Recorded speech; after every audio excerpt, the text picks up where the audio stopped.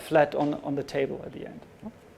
Okay, this is glued with a non-permanent glue on this side together.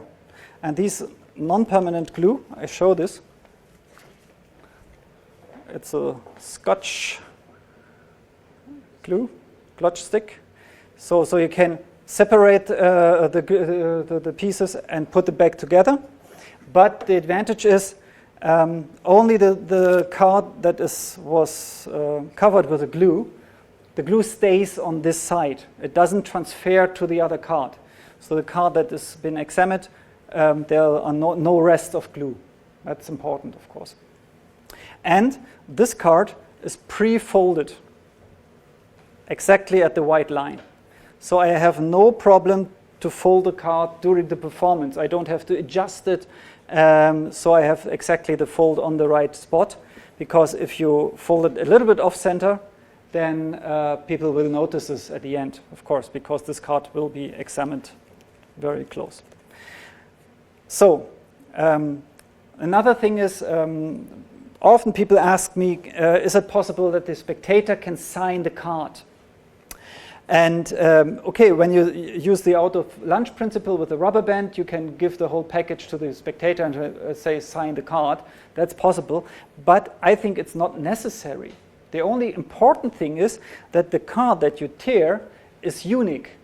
So the card, when I write the name on that, it's the same. But if I ask for your name, for instance, maybe I know your name and I can preset something, a duplicate.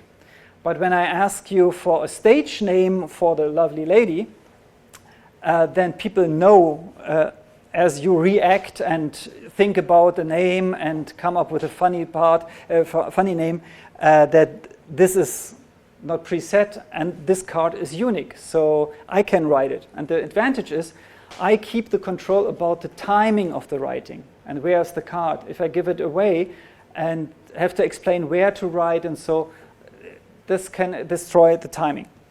Okay, and another little subtlety, because I have here a fake signature on the second card, and I always write Miss Sophie, or Miss Example or something, but I write Miss. So I ask for a name, and when the spectator says Matilda, then I say, oh, Miss Matilda. Then I can write here Miss Matilda, and I can flash the first word during the tearing process, which is the miss. It's only a little subtlety. Okay. Then I simply fold the card in half, and because of the pre-fold, it goes automatically and back. People see again name, okay? And then I split the card, fold it up. Because, you see, now I have the second card. Here's the glue, and here's the second card. Because this card is twisted, this is the face, and not a back design. And this is nice too, because when I tear it now down, I can turn it around, and people see a full card as it should be. So, and then I turn this, so the fake signature is not be seen to the audience. And I only have to unfold this card to restore it. But I do this in 2 steps. So the move is better covered. The first step is only 90 degrees, and I do this by opening, releasing the pressure a little bit, so the card comes a little bit up. Oh, you can see this. This, no? Yeah, this way. Okay. So I can push in my little finger here. Okay. So I can flip this up and take this in edge grip. So from the front, it looks like so. So you see, this is a little bit angly, but it's not a problem, because if you stand in front of the people, can I have a bigger picture? Yeah, okay. If I'm standing here, this full hand covers for you perfectly. Huh? You see it from the front. So if I go turn to the other side, I simply pull my hand a little bit back. My full body covers, now blocks the view. So they cannot see anything. You see the card perfectly. And then I turn it to me. So no angle problems. Okay, then I make this Pac-Man move. So people see they are still separate. And now I flip over the card like so by turning to the front. So the separate piece is here, and I can align it with the 3 fingers here. And then I glue it behind, and I'm free to show my hands empty, and immediately get the applause, and in the applause I can make the cleanup. So and the cleanup is easy. I simply bend the cards, but when I bend it and I make it straight, the card lifts up a little bit, like so. You see? So I can fold this in half here.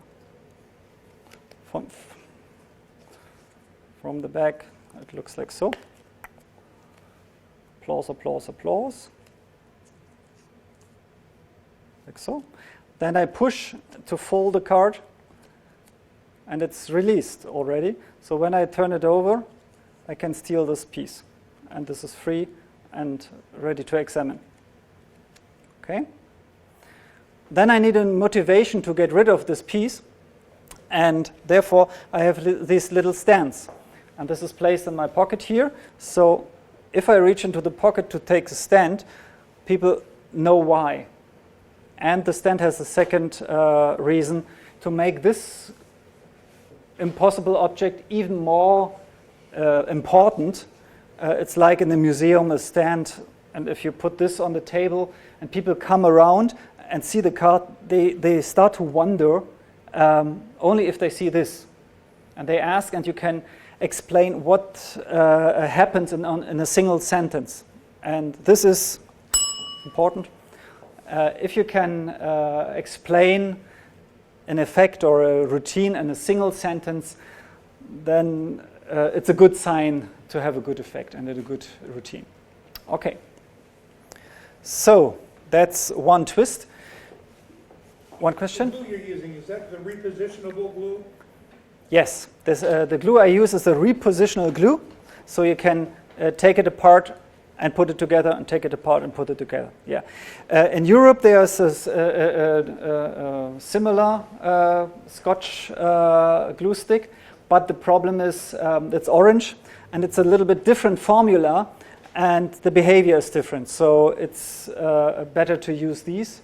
I have printed these cards, of course, and I provide this in the whole set, and I put the blue right glues also in the refills I provide, so it's always the right glue included.